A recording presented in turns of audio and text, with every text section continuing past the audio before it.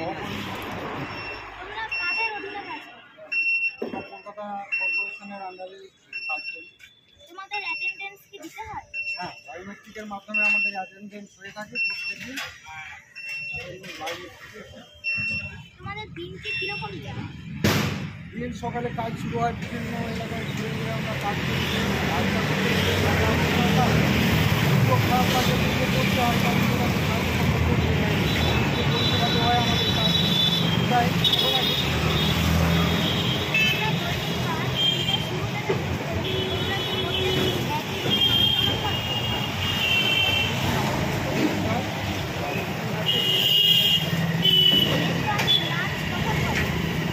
First তো 9টা 9:30 নাকি lunch 12 থেকে 1টা 2টা।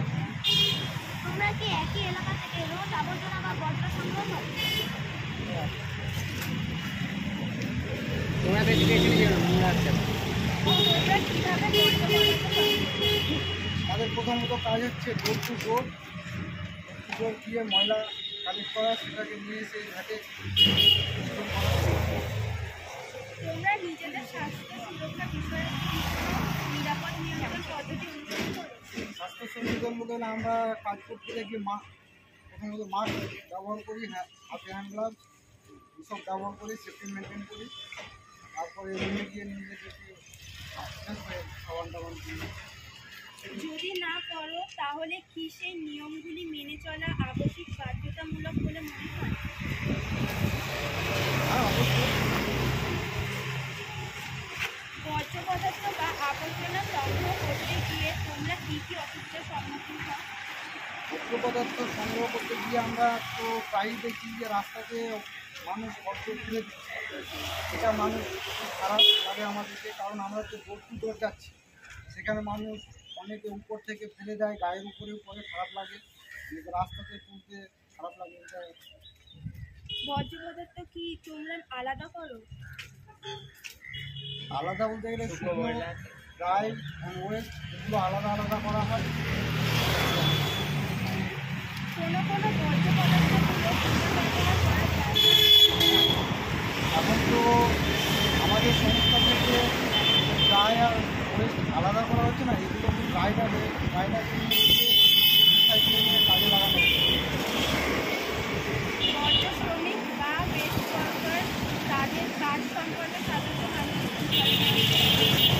মানুষের ধারণা অনেকের অনেক রকম।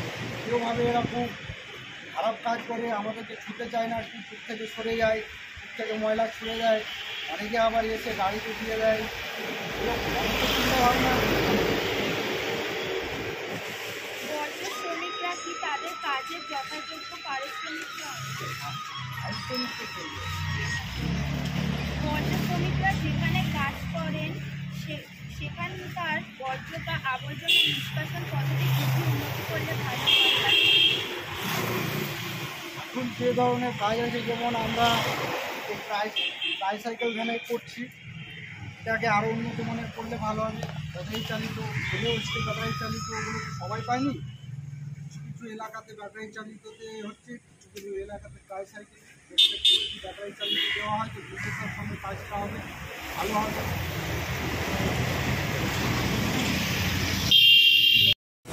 আমার বলছি আমরা আমার বয়স কত?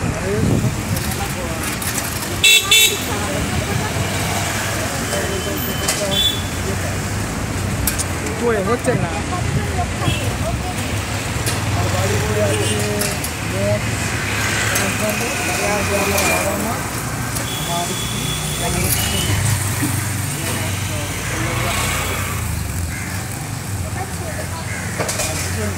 শুনতে পাচ্ছি।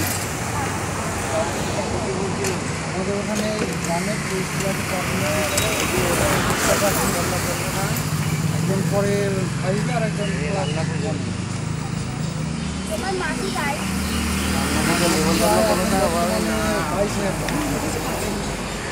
তোমার প্রতিদিন কত টাকা সংসারে মোটামুটি 2-250 তো হয়ে যাবে।